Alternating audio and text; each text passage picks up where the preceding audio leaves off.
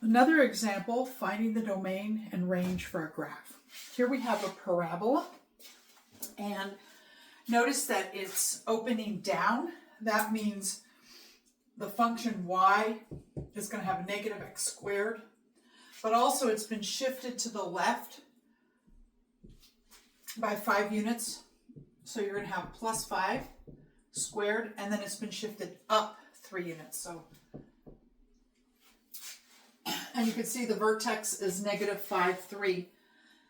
So the domain and range for this function, notice that it's opening down. So it's going to go down infinitely. And so we know that it's going to, down here is minus infinity, right? And then it stops here. So if we're drawing horizontal lines, everyone hits the graph from minus infinity all the way up to 3. But then at this point, there's nothing more up here. Okay, so the very last point in the range is going to be at a height of 3. And we're going to include 3 because of the point is colored in there. Then you're looking at the domain. It doesn't really look like it because I didn't draw it very well, but let me fix that. It does go out. Let's see.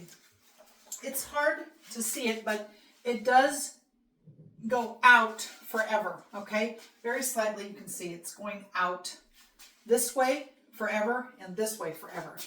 So it does, the domain is from minus infinity to infinity. So parabolas always have a domain from minus infinity to infinity. The question is, what is their range? Because they have that vertex. And so you always got to look at the vertex if you want to find the range for a parabola.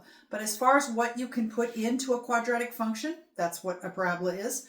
You can put any number you want because it's a polynomial and you're just squaring or you're multiplying by a constant. You can do that to any number. So the domain for a parabola, unless you've got a hole or something in the function, but if you're just drawing the parabola, the domain is always going to be minus infinity to infinity.